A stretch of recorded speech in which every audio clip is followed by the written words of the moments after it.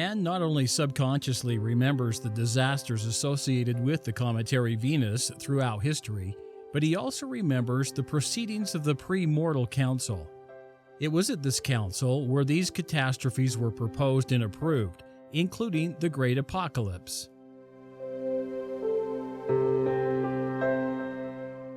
Man's subconscious knows that sometime in the future, planetary comets will return to Earth and wreak havoc on the Earth and its inhabitants. What we have learned from the fear of comets, eclipses, and other celestial phenomena is that man does act upon these memories, though he remembers them only subconsciously. The veil suppresses man's memory of the pre-mortal council but does not inhibit man from acting upon these memories.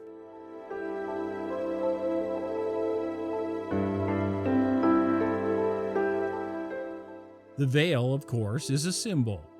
The Lord did not place the piece of cloth over our memories or in front of God in the spirit world to separate or conceal. And like all gospel symbolism, the veil is based upon a planetary archetype. The question then is, what is the planetary archetype of the veil?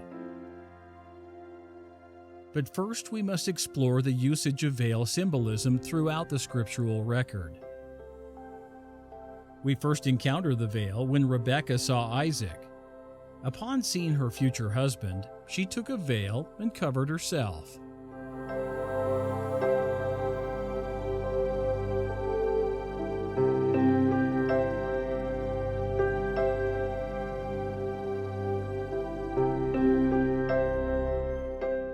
The significant point here is that unlike the modern veil, the veil Rebekah used covered her entire body and not just her face. When Tamar seduced her father-in-law Judah, she first put off her widow's garments and covered herself with the veil, wrapping herself in it, including her face.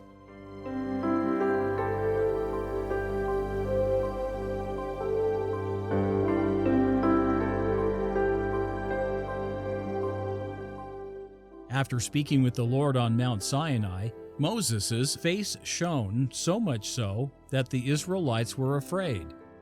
To allay their fears, Moses put a veil over his face. In contrast to the full-body veils worn by Rebekah and Tamar, Moses' veil was a temporary contrivance to a particular situation. The veil only needed to cover his face, to quell the fears of Israel. After the building of the tabernacle, the term veil primarily referred to the curtain placed between the holy place and the most holy place. We will address this veil later. Full-bodied veils like those of Rebekah and Tamar were quite common of the time and are still present in the modern world. This bronze statuette of a veiled and masked dancer fits the description of Tamar's veil, which covered her entire body and was wrapped around. This statue of Hera Campana, a Roman copy of the Hellenistic original, shows the goddess wearing a full-length veil. The veil does not cover the face, though it could be used for that purpose. It flows down from the crown of her head, drapes over her shoulders, and extends down to her feet. The marble statue of Vibia Sabina, wife of Roman Emperor Hadrian, shows her wearing a full-length veil wrapped around her body like that of Hera Campana. The Indian sari dates back to the Indus Valley civilization, approximately the 2nd to 3rd millennium BC. It consists of draped material varying from 5 to 9 yards in length and 2 to 4 feet in width.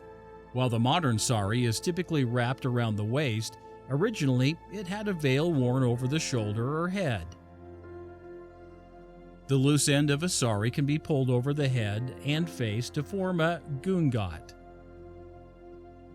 Coptic women historically covered their head and face in public and in the presence of men. This practice included a head cover and a burqa, a cloth covering the lower nose and mouth. In this picture, the burqa extends from the nose to the feet. A white veil signified an unmarried woman, and black signified a married woman. The chador, another full-length covering garment, is found in predominantly Persian or Iranian countries, but also in India and Pakistan. The chador is a semicircle of fabric placed over a woman's head who holds it closed and surrounding her face. This form of veil dates to the 5th or 6th century BC. Perhaps the most well-known full-body veil is the Islamic burqa. The burqa covers the entire body and face. A mesh screen allows the wearer to see in front of her. The full-length veiling of women, sometimes including the face, dates back to pre-Islamic times, as this 1st century relief from the Temple of Baal in Palmyra, Syria attests. A form of the burqa is worn in Central Asia called the farancha. It is a traditional robe for women and girls that covers the head and body.